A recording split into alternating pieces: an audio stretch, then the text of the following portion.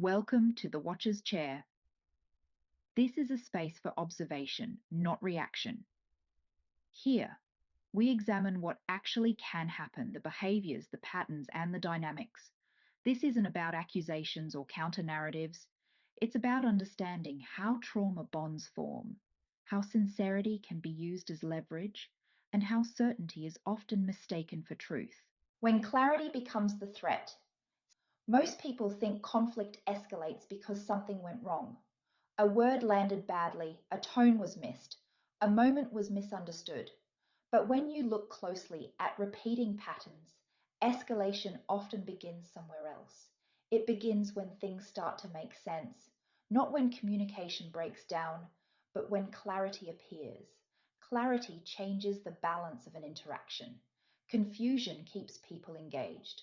Confusion keeps people explaining, apologizing, reaching, trying again.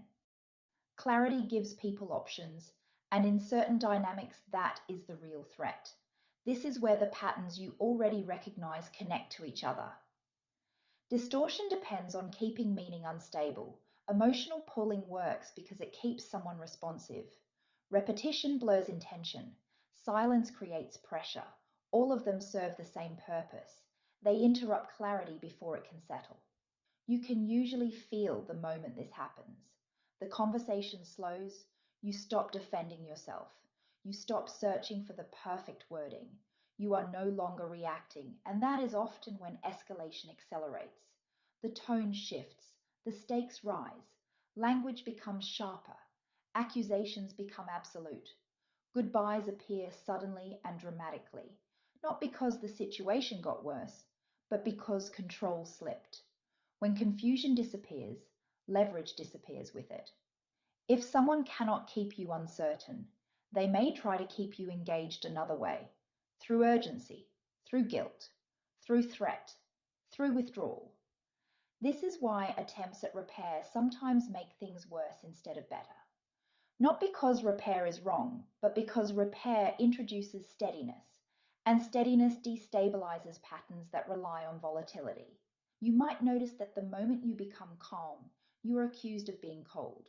The moment you understand what is happening, you are told that understanding itself is harmful. This is not random.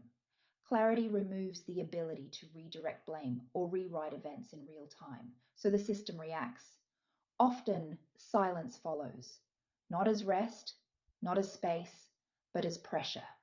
Silence creates urgency where clarity would otherwise create peace. It forces movement. It pulls the other person back into guessing, reaching, and doubting. And if silence fails, escalation returns louder, sharper, more final. The goal is not resolution. The goal is re-engagement. Understanding this changes the question you ask yourself. Instead of asking what you did wrong, you ask what became clear right before things intensified. That question matters because clarity does not need to be defended. It needs to be protected. And if a dynamic only functions when you are confused, overwhelmed, or apologizing for your awareness, then clarity will always feel threatening to it. And that tells you more than any argument ever could. Clarity does not rush. It does not perform. It does not beg. It simply arrives. And when it does, patterns reveal themselves by how they respond to it. This is where we pause, not to decide who was right, but to understand what actually happened. What you do with that understanding is yours.